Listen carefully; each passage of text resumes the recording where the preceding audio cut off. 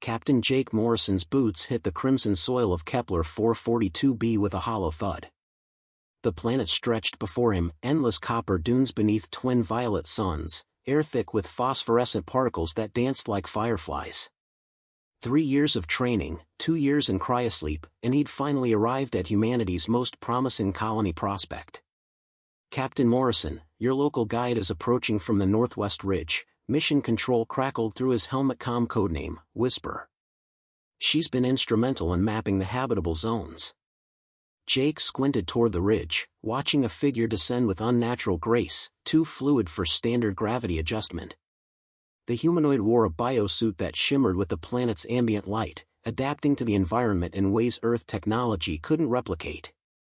As the guide drew closer, Jake noticed the subtle differences: skin that seemed to glow from within, eyes that reflected light with an iridescent quality, movements that suggested enhanced musculature. The figure stopped 3 meters away and reached for her helmet seal. "Hello, Jake." The voice punched through his chest like a meteor strike.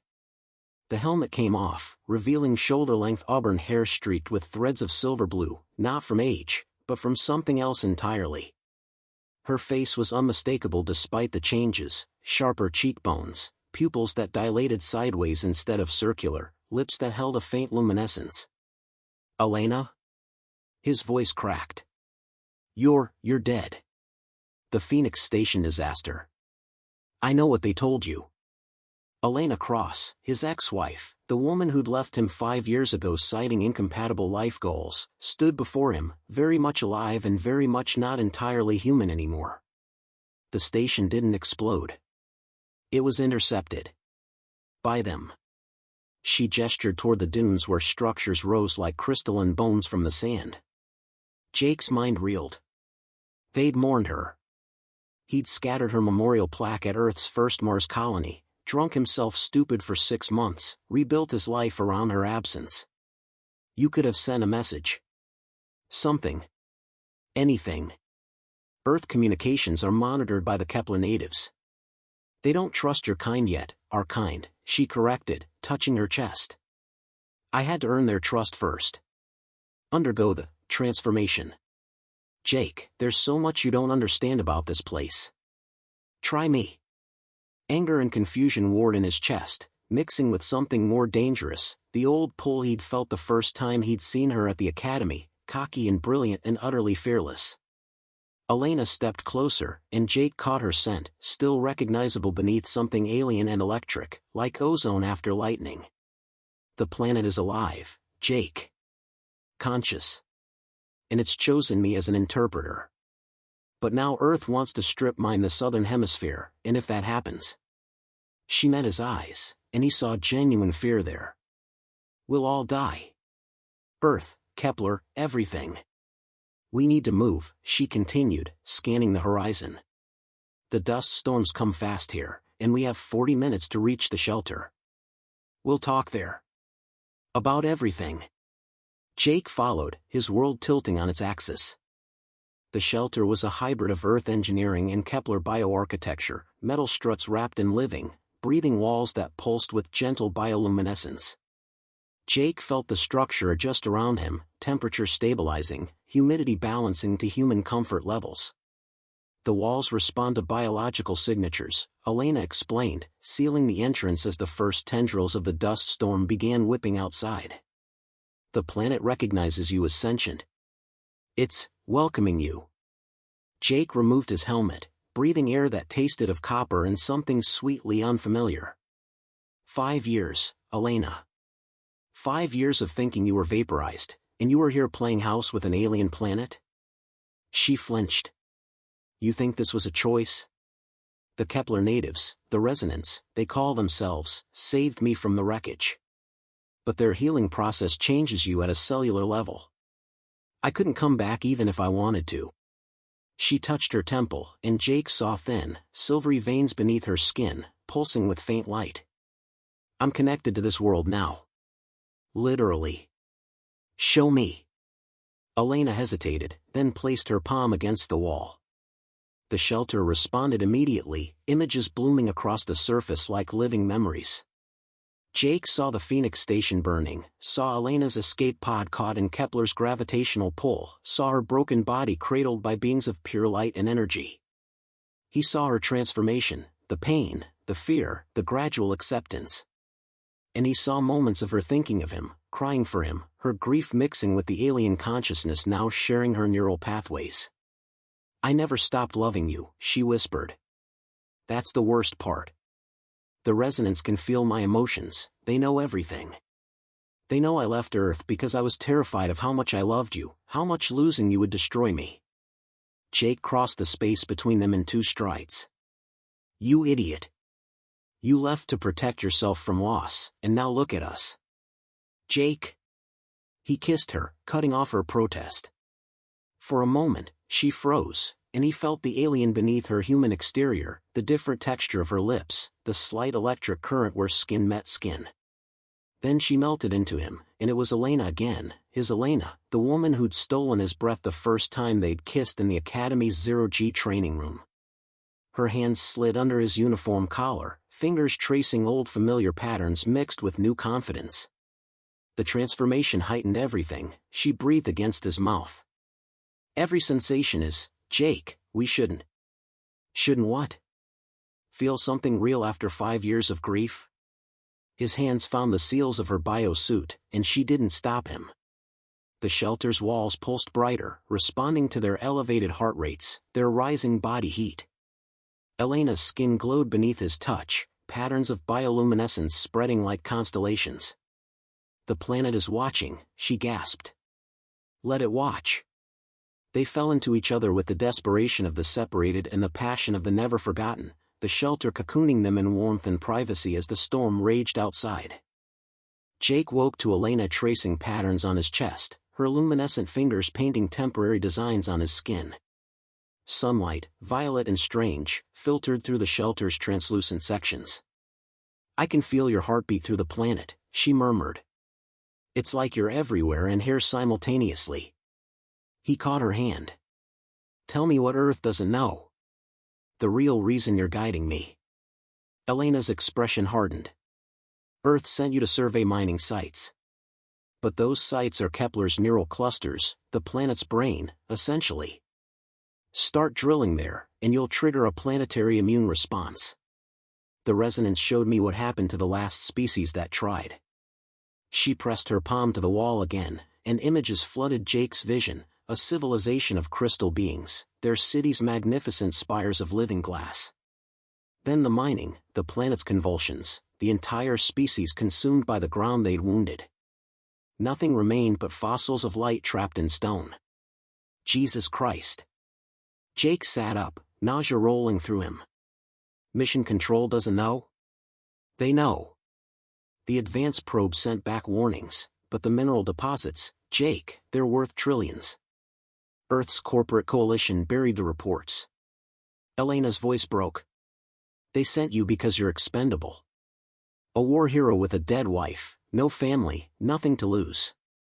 If the planet kills you, you're a martyr. If you succeed, they're rich." The betrayal tasted like acid. "And you?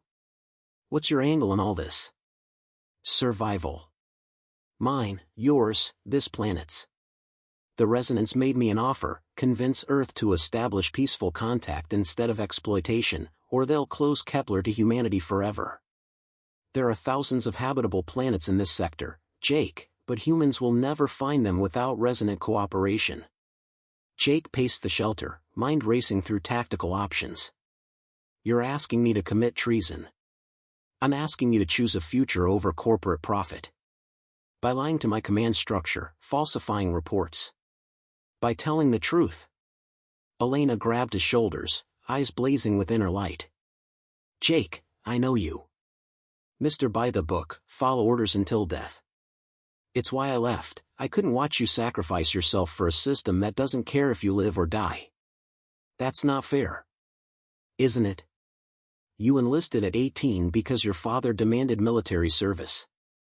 You took the most dangerous assignments to prove your worth to commanding officers who used you as a shield. Even marrying me was part of the plan, the perfect military family to advance your career." Jake recoiled as if struck. That's bullshit, and you know it. Do I? Elena's voice softened, tears gathering. Then prove it. Choose something for yourself, for once. Choose truth over orders. Choose life over duty. Choose you, you mean. Choose humanity's future, Jake. I'm just the messenger. The shelter's walls rippled suddenly, alarm patterns spreading like wildfire. Elena's eyes went distant, receiving information from the planet itself. Something's wrong, she whispered. Earth sent additional teams. They're approaching the neural clusters with drilling equipment. How long? 3 hours. Maybe less. Jake reached for his gear. Then we move now. They raced across Kepler's surface on a resonant biovehicle, a living creature that responded to Elena's neural commands, flowing over dunes with impossible speed. Jake held tight as wind screamed past, his heads-up display showing 3 Earth drill teams converging on coordinates that glowed red on Elena's mental map. They'll hit the first neural cluster in 90 minutes, Elena shouted over the wind. Once they breach the outer membrane, the planet's defense mechanisms activate automatically. What kind of defenses? Seismic events that'll make Earth's worst earthquakes look like tremors. Atmospheric ionization. Biological rejection, anything not keyed to Kepler's consciousness will be expelled or destroyed. Jake's comm crackled. Morrison, this is Commander Walsh. We've established communication with you via satellite relay. Your guide is classified as potentially hostile. Subdue and return to base immediately. Elena met his eyes, waiting. Jake clicked his comm off. You're making a choice, she said quietly. I'm making the right choice. Tactical assessment, if the planet reacts the way you describe, my entire mission team dies. That's not acceptable. He pulled up schematics on his wrist display. We intercept Team Alpha at the western ridge. They're smallest, most vulnerable. They reached Team Alpha's position with 20 minutes to spare. Jake recognized Lieutenant Torres immediately, a good soldier, following orders without question, just as Jake had done for 20 years. Captain Morrison. Torres saluted sharply. Sir, we received orders to detain you. Stand down, Lieutenant. That's a direct order. Jake's command voice cut through uncertainty. The drilling sites are hostile. Proceeding will trigger planetary defenses that'll kill everyone in a 50-kilometer radius. Sir, with respect, our orders come directly from Fleet Command. The ground shuddered. Elena grabbed Jake's arm, her skin blazing with warning light. They've started drilling. Eastern team. Oh God, Jake. The horizon erupted. A pillar of light shot skyward from the eastern drilling site, pure energy that made their radiation detectors scream warnings.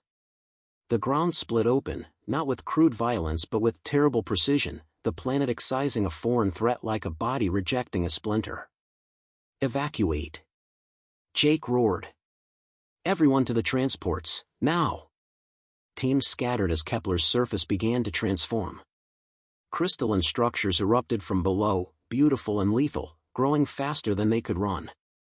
Jake saw 2 soldiers from Team Beta consumed by the growth, their screams cut short as crystal enclosed them in perfect preservation, not dead, but trapped in geological amber.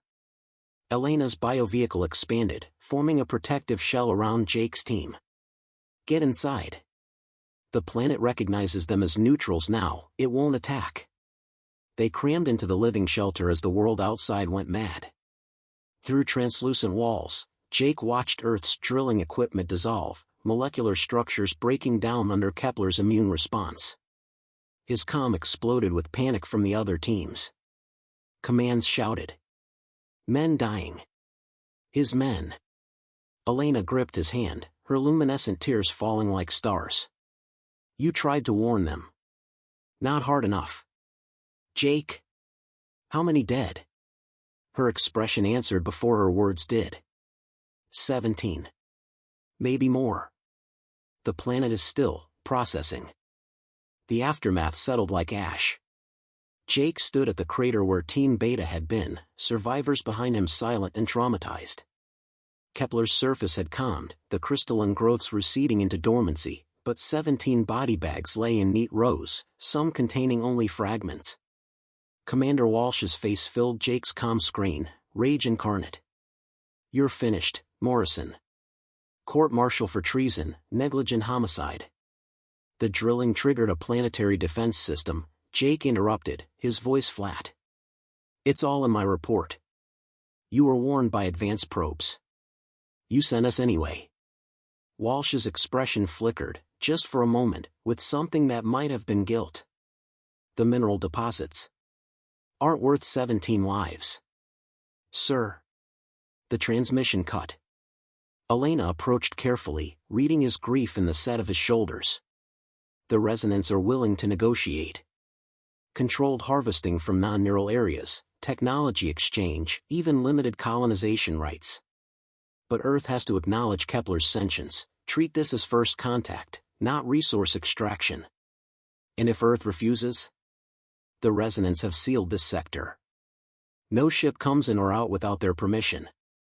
Your mission is stranded here until Command agrees to diplomatic talks." She touched his face, thumb brushing his jaw. "I'm sorry. I know this isn't what you wanted."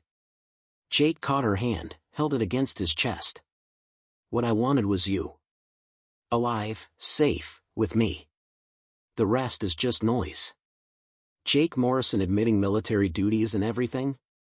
The transformation is complete. But her smile was gentle, understanding the cost of his evolution. "I lost men today because I waited too long to act. Because I trusted a system that valued profit over lives." He pulled her closer, breathing in her alien familiar scent. "Teach me how to be part of this world. How to bridge the gap between human and resonant. It's not a simple process. The transformation takes months, and it's agonizing. I know. I saw your memories." He pressed his forehead to hers. "But I'm not losing you again. Not to death, not to distance, not to fear. If you're staying here, I'm staying here."